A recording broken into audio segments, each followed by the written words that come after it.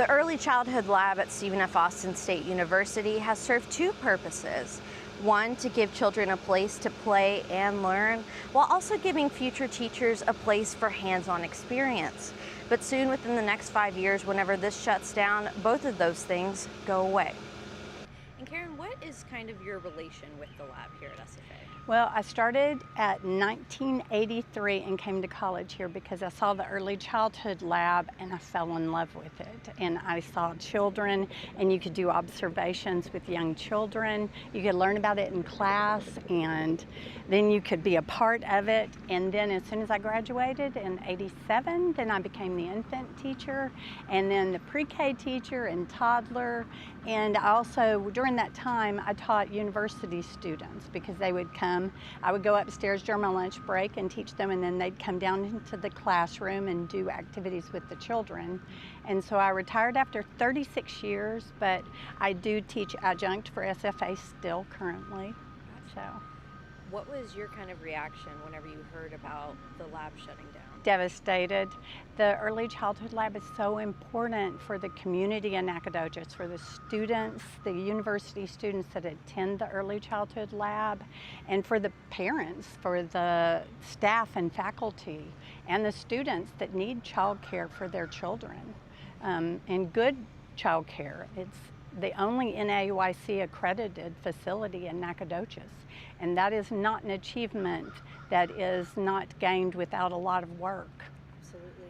And you kind of went into action mode. I saw that you did the change.org. Why did you want to do that?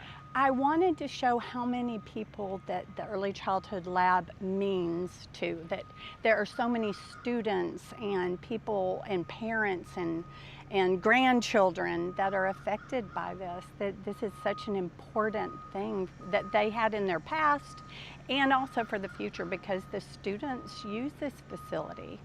But I definitely understand that it will not be saved, it will be phased out, but it is a possibility that we could keep the pre-K classrooms.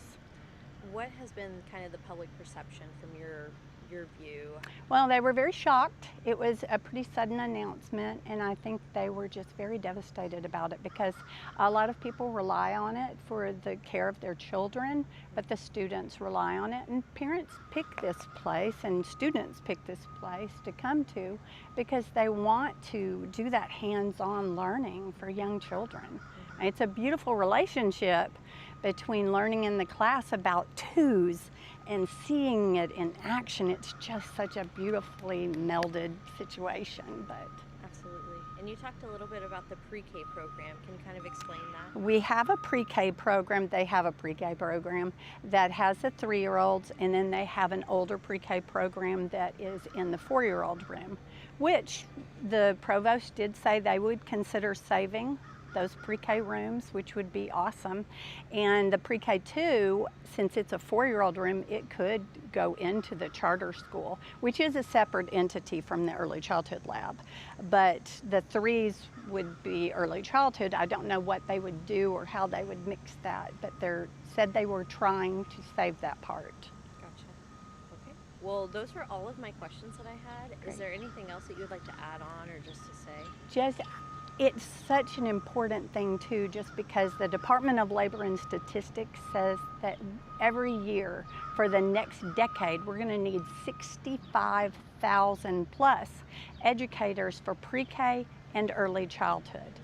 That's a lot of students that need to see this, but I understand that wouldn't be done here, but it is such an important thing, and I really do hope that the president and the provost and the current director do come up with a solution to keep the pre-Ks, because it is important for Nacogdoches and for the university.